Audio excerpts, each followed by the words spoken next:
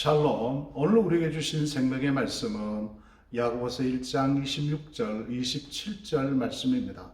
누구든지 스스로 경건하다 생각하며 자기 혀를 재갈 물리지 아니하고 자기 마음을 속이면 이 사람의 경건은 헛것이라. 하나님 아버지 앞에서 정결하고 도름이 없는 경건은 곧 과와 가부를 그 환난 중에 돌보고 또 자기를 지켜 세속에 물들지 아니하는 그것이니라. 아멘. 오늘 본문은 참된 경건에 대하여 말씀하고 있습니다. 경건이라고 하면은 말을 점잖하게 하고 온순하고 종교적으로 아주 열심히 봉사하고 수고하는 사람을 떠올리게 됩니다. 이것은 외적인 어떤 경건을 말하는 것입니다. 경건이라는 뜻은 하나님 앞에서 놀라다, 하나님 앞에서 자신의 진정한 모습을 발견하다라는 그런 의미입니다. 경건한 사람이 겸손한 사람인데, 겸손의 의미도 하나님 앞에서 자신의 자리를 지켜내는 것을 말합니다. 경건에는 두 종류가 있습니다. 내면적 의미가 있고 외적인 의미가 있는데, 그 내적인 의미는 바로 마음의 상태를 말합니다. 외적인 의미는 바로 행동을 통해서 나타나는 경건입니다. 그래서 진정한 경건은 마음의 상태와 외적인 그 상태가 일치를 이루어야 합니다. 그럼 첫 번째 우리가 살펴보아야 할 것은 진정한 경건이 아닌 것이 무엇인가 하는 것입니다. 오늘 본문 26절 말씀에 보면은 누구든지 스스로 경건하다 생각하며 자기 혀를 재갈 물리지 아니하고 자기 마음을 속이면 이 사람의 경건은 헛것이라, 그렇게 말씀을 하고 있습니다. 가짜 경건은 어떤 특징을 가지고 있습니까? 첫째는 스스로 경건하다고 생각합니다. 스스로 경건하다 생각하며 그렇게 말씀하고 있지 않습니까? 하나님 앞에서 경건해야 하는데 자기 앞에서 자기가 나는 경건하다라고 생각한다는 것입니다. 이것이 얼마나 잘못된 생각, 교만한 생각입니까? 우리는 스스로 자신이 자신을 판단할 때가 있습니다. 내가 생각해봐도 나는 너무 경건한 사람이라, 그렇게 결론을 내린다는 것이죠. 예수님 당시에 바리새인과 서기관들이었습니다. 두 번째는 말을 조절하지 못합니다. 경건한 말과 깊은 관련이 있습니다. 경건하다고 말을 하면서 말씀대로 살지 않는다든지, 말을 조절할 수 없다든지, 분노를 쉽게 발한다든지, 다른 사람을 비판하고 비방한다면은 그 사람은 바로 진정한 경건의 사람이라고 말을 할 수가 없습니다. 경건은 외식이 아닙니다. 말을 통해서 경건의 능력을 나타내려고 하면 실패할 수밖에 없습니다. 그럼에도 불구하고 말을 조절하지 않는다가 자가 어떻게 진정한 경건의 사람이라고 말을 할 수가 있겠습니까? 셋째는 자기 마음을 속이는 자입니다. 모든 인간의 마음 속에는 양심이라는 시스템이 있습니다. 특별히 그리스도인들에게는 신앙 양심이 있습니다. 이 신앙 양심을 속이면 안 되죠.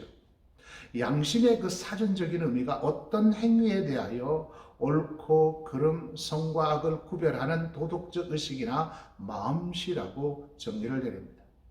모든 사람의 마음 속에는 하나님의 선물로 주신 양심이라는 시스템이 있기 때문에 옳고 그름, 선과 악을 구별하는 그런 능력이 있습니다. 그리고 그리스도인들에게는 신앙 양심이 있기 때문에 하나님을 믿는 믿음으로 옳고 그름, 선과 악을 분별할 수 있는 능력이 있습니다. 이 신앙 양심을 잘 활용하여 그 활용하는 자들이 경건한 하나님의 사람이라고 할 수 있습니다. 스스로 경건하다고 생각하고 말을 조절하지 못하며 자기 신앙 양심을 속이는 자의 경건은 바로 헛것인 것입니다. 그다음에 두 번째로 우리가 생각해야 될 것은 참된 경건은 무엇이냐 하는 것입니다. 오늘 본문 27절 말씀에 보면은 하나님 아버지 앞에서 정결하고 더러움이 없는 경건은 곧 과와 가부를 그 환난 중에 돌보고 또 자기를 지켜 세속에 물들지 아니하는 그것이니라. 아멘. 첫째는 정결하고 더러움이 없어야 합니다. 정결하고 더러움이 없다는 것은 하나님이 정한 기준에 맞는 삶을 사는 것을 의미합니다. 노아는 그 당시 하나님이 인정하는 삶을 살았던 자였습니다. 그래서 성경은 노아에 대하여 창세기 6장 9절 말씀에 보면은 이것이 노아의 족본이라 노아는 의인이요 당대의 완전한 자라 그가 하나님과 동행하였으며 그렇게 말씀을 하고 있습니다. 모든 사람들이 더러운 삶을 살고 있을 때 노아는 그 당시 상대적으로 의인이었으며 그 당시 하나님이 정한 기준에 맞는 삶을 살았다는 것입니다. 욥도 마찬가지입니다. 타락한 시대에 하나님으로부터 순전하고 정직한 자라고 인정을 받게 됩니다. 욥기 1장 1절에 보면은 우습 땅의 욥이라 불리는 사람이 있었는데 그 사람은 온전하고 정직하여 하나님을 경외하며 악에서 떠난 자더라 그렇게 말씀을 하고 있습니다. 온전했다. 정직했다. 하나님을 경외 예배하며 악에서 떠난 자였다라고 정죄를 내리고 있습니다. 둘째는 고아와 가부를 환난 중에 돌보는 자가 참된 경건을 가지고 있는 자입니다. 고아와 가부를 돌아보라는 것은 문자적으로는 이하여 두 계층만 돌보라는 그런 말이 아니라 그 시대에 가장 소외된 자들을 지칭하는 말입니다. 유대인들 사회는 늘 가족 중심의 공동체입니다. 고아와 가부는 가족 공동체가 무너진 자들이기 때문에 가장 소외된 계층이라고 할 수 있습니다. 경건한 사람은 하나님 앞에서 자신을 돌아보는 자이기 때문에 하나님의 은혜가 무엇임을 알고 있습니다.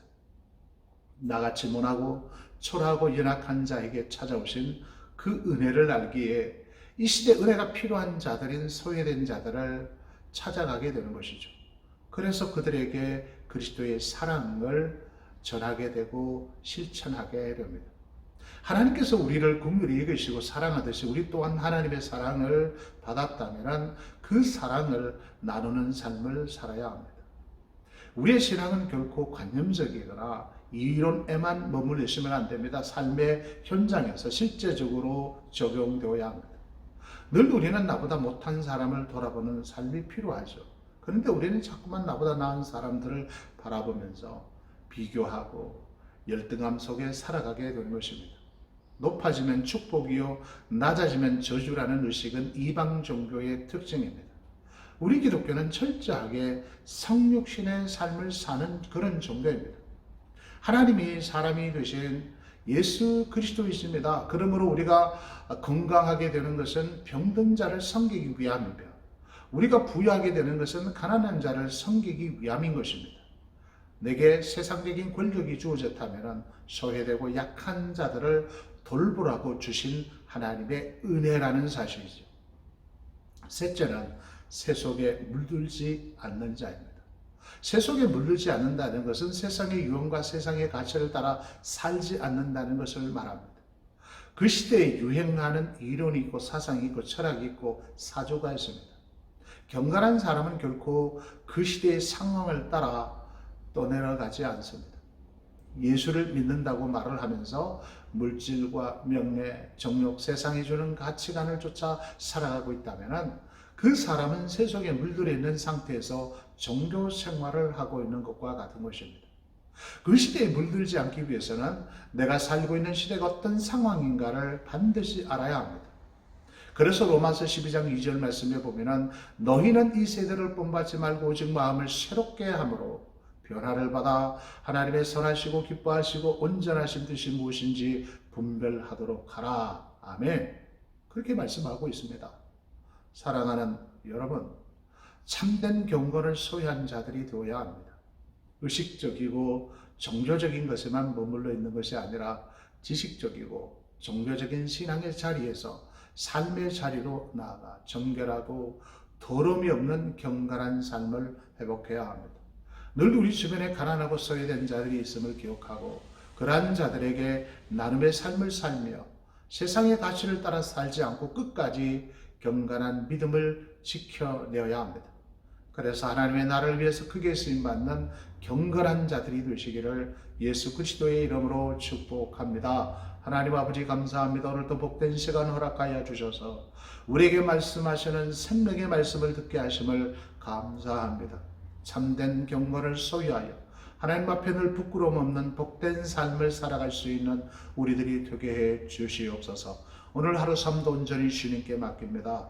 어떠한 삶, 어떤 환경, 어떤 사건, 어떤 사람 앞에 있든지 간에 하나님 앞에 있는 것처럼 참된 경건을 소유하는 우리들이 되게 하옵소서. 예수 그리스도의 이름으로 기도하옵나이다. 아멘.